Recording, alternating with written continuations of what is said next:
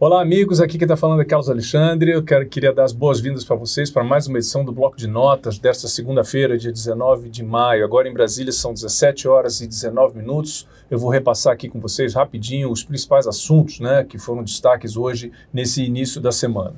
O primeiro assunto que eu gostaria de falar aqui com vocês é exatamente a 26ª Marcha dos Prefeitos.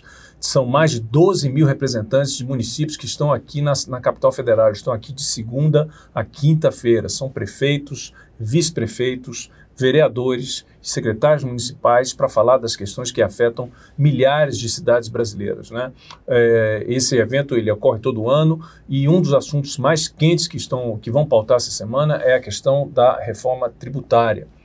Os prefeitos eles estão muito preocupados com um dos comitês que vai tratar sobre o imposto de bens e serviços. Vocês sabem que dentro da reforma tributária, o imposto de bens e serviços é uma das novas modalidades nesse esforço para simplificar o sistema tributário.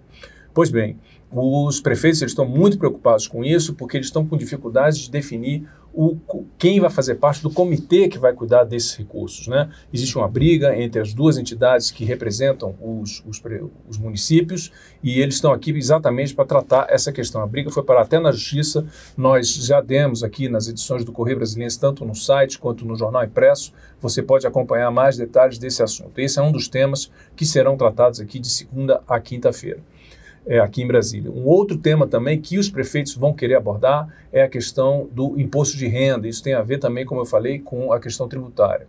Como vocês sabem, existe uma proposta que foi encaminhada pelo Executivo, está no Congresso Nacional, que fala da isenção do imposto de renda para quem ganha até R$5.000. Pois bem, os municípios, isso é um cálculo feito pela CNM, a Confederação Nacional dos Municípios, os prefeitos eles estão calculando perdas de 9,6 bilhões de reais caso essa proposta avance. Então vocês estão vendo aí, também estão querendo tratar sobre esse assunto com o governo federal. O presidente Lula já confirmou para amanhã presença no encontro com os prefeitos. Os prefeitos eles estão reunidos ali no Centro de Convenções, Centro Internacional de Convenções aqui em Brasília, fica ali perto da Terceira Ponte, e o presidente Lula já confirmou que ele vai participar desse evento. Há uma expectativa também em relação ao vice-presidente, o Geraldo Alckmin. Tudo isso está previsto para amanhã. Na quinta-feira está prevista a participação do ministro da Fazenda, o Fernando Haddad. Então, para vocês verem como essa questão dos recursos e da participação dos municípios nesses recursos é uma questão central aí, exatamente por isso que eles vieram aqui participar dessa marcha aqui em Brasília. É importante avisar você também que haverá mudanças no trânsito também ali na Esplanada. Por quê? Porque os prefeitos eles vão para o Congresso também. Eles não vão ficar isolados apenas no centro de convenções. Eles têm eventos programados aqui. O presidente da Câmara, Hugo Mota, já confirmou que vai recebê-los. Então haverá mudanças no trânsito também de Brasília. Mais detalhes você vai poder acompanhar no site do Correio Brasiliense. Ok? Esse é o nosso destaque da edição de hoje do Bloco de Notas. Vamos mudar de assunto?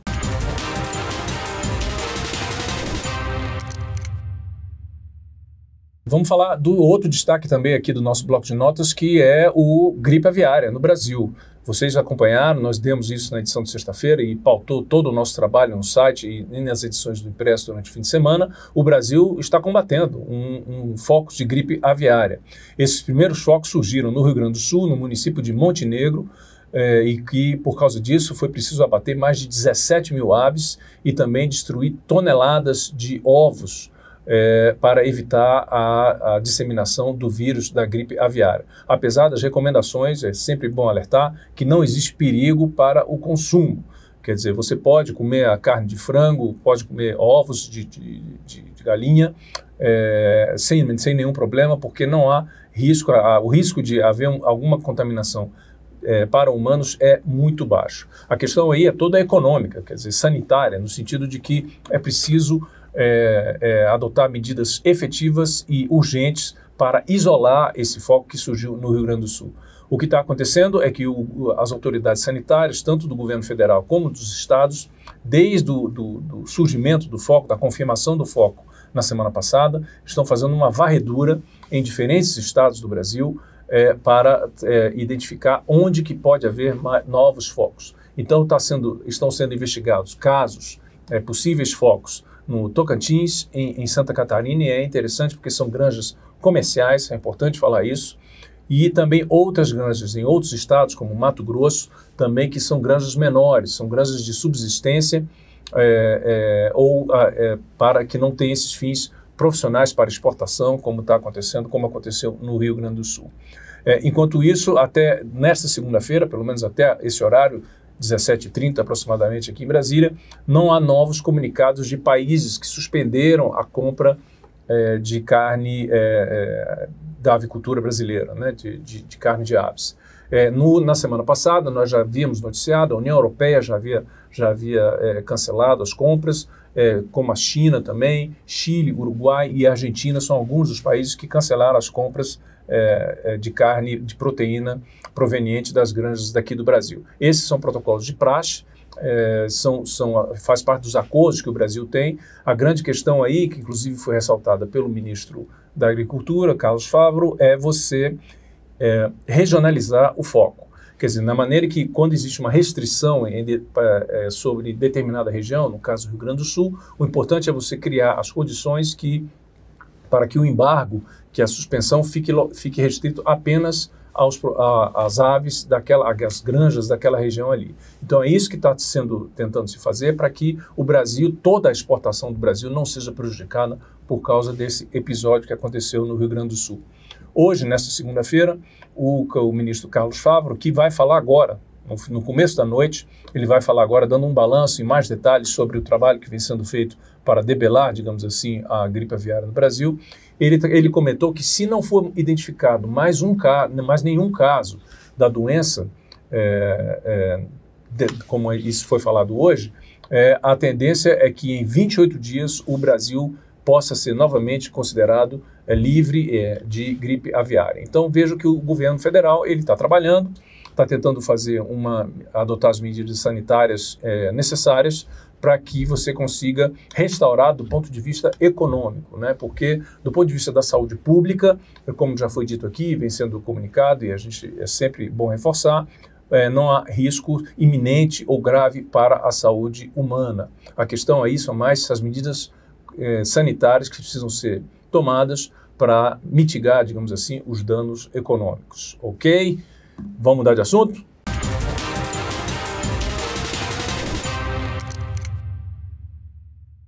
E olha, gente, um terceiro assunto que é importante, que vale a pena a gente deixar destacado aqui no bloco de notas, é a semana de combate a abuso contra crianças e adolescentes, né?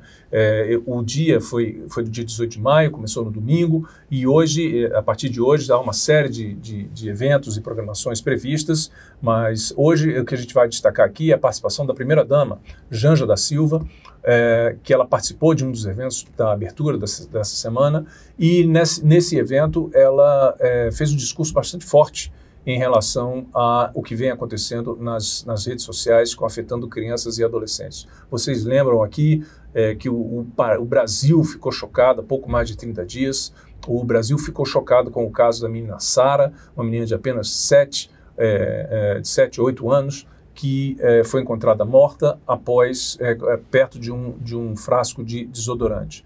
Né? A partir daí, as investigações indicam que ela havia sido vítima desses tais desafios que estão aí disseminados nas redes sociais.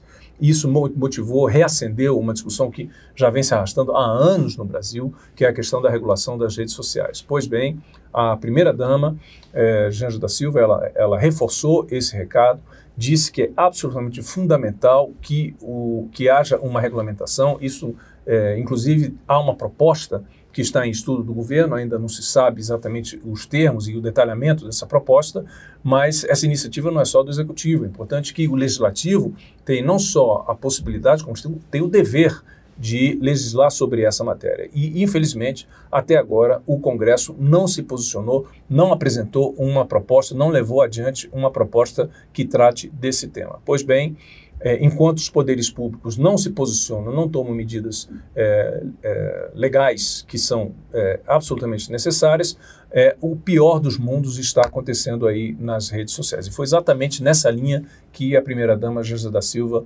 resolveu comentar hoje aqui em Brasília.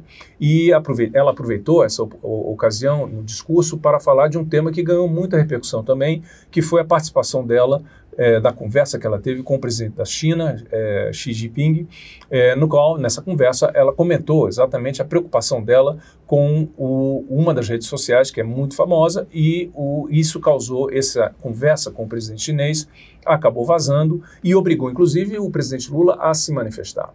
Quer dizer, e aí havia uma discussão, afinal, falou, não falou, aí o presidente Lula disse, não, quem falou fui eu. Quer dizer, a questão aí, quem falou, quem deixou de falar, na minha avaliação, me parece secundária. A grande questão aí é o que foi colocado. Quer dizer, é preciso fazer algo para regular as redes sociais, e que não está sendo feito. Então, esse é o que é mais importante.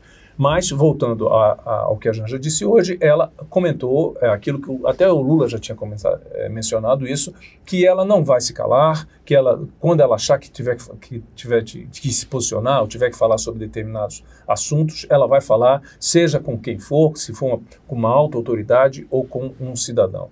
Quer dizer, ela além de ser uma primeira-dama, ela é uma cidadã brasileira, ela inclusive é vítima de muitos desses ataques, muito dessa anarquia que está nas redes sociais, então ela tem razões para falar isso, é uma personalidade pública, ela, como tantas outras, né, são vítimas dessa bandalheira que está nas redes sociais, então ela tem todo o direito de se manifestar. Pois bem, foi nessa abertura da semana do combate contra abusos sexuais que ela se posicionou. Tomara que esse posicionamento da Janja reacenda, dê um direcionamento a esse debate e que finalmente os poderes públicos, particularmente o Congresso e o Executivo, cheguem a uma proposta para que combata, se não for para terminar, pelo menos, mas pelo menos que faça uma frente muito forte contra diversos crimes que estão sendo cometidos contra crianças e adolescentes.